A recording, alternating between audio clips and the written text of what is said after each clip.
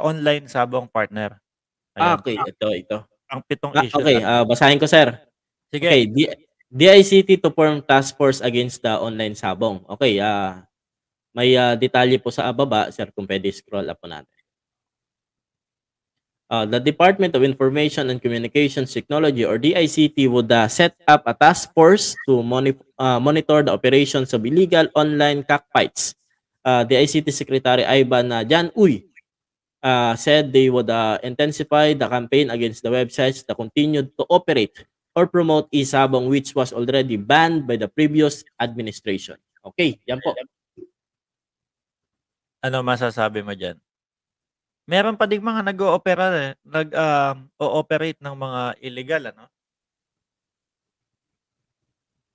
Sir, kaya po nila nagawang issue yan, meron pa rin po sigurong o-operate kasi hindi po yan sila sasabi ng ganyan kung hindi po kung total wipeout na po Kung ubos yung na. operation. Oo. Ganun, sir. Siguro, sir, maano natin dito sa bagay na to, talagang seryoso yung administrasyon ni Pangulong Bongbong Marcos. Aha. Seryoso po sila para po na linisin ang mga bagay po na hindi dapat magpatuloy. Tulad po nitong online sabong, sir. Kasi kahit si Tatay Digong po, yung former president po natin, na sa una, sir, maganda kasi talaga. Yes. Kasi in the midst of pandemic is nakakakuha po tayo ng milyon-milyon. Mhm. Nakakakuha po tayo mula po dun sa tawag nito, sa online sabong ng buwis para po magamit sa COVID Matustos. response po natin, pang-ayuda sa mga Pilipino, or kung ano man po ang mga priority na dapat pong paggastahan. Maganda po sana ang purpose or maganda po yung receiving end ng buwis na nagagather, sir, mula po dun sa online sabong. Ang problema lamang po or ang masama lang po dito, mga kababayan, ay dumating na po sa punto na nawawala na yung mga sabongero. May Then nawawala later na. Yes, sir. Then later on malalaman pinatay na. Then later on, sir, malalaman na wala na, ilang araw na, ilang linggo, ilang buwan nang nawawala. Yung pala deads na.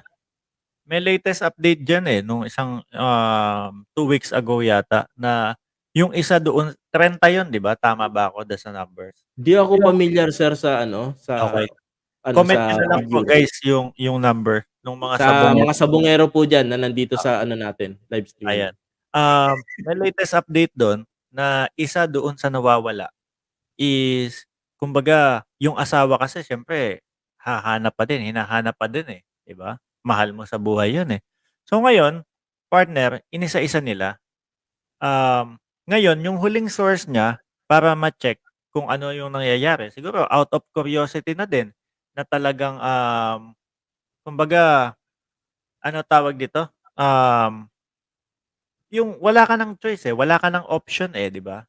Wala ka ng option, eh. So ngayon is pati bangko iche-check mo na din yung or baka kailangan niya yung pera, tina-try niya na i-withdraw. So ngayon is chineck niya yung bangko nung asawa niya. Aba, may nag-withdraw, May transaction. may transaction. 'Di ba, So sir, may ngayon resibo naman 'yan?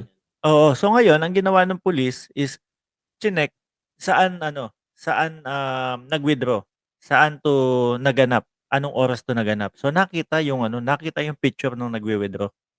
Pero medyo nakasombrero yata kung di ako nagkakamali. Pero Sombrero tas naka-hoodie. oo, parang gano'n, parang gano'n. Malaking bagay sana yun kung sakali na talagang namukhaan, 'di ba? Pero, sir, at least sa administrasyon po ni Pangulong Bongbong Marcos ngayon, yung mga website mismo ay ite-take down nila. I-take down talaga, priority po nila ngayon is to take down the websites na para po, yung operation na 'to, masupil or mapigilan. Oo. Aside po dun sa mga NPA supporter ng mga website na tinake down ng DICT tsaka ng NTC ay NTC pala yun, ito naman sa DICT ay mga online sabong na mga websites naman, sir.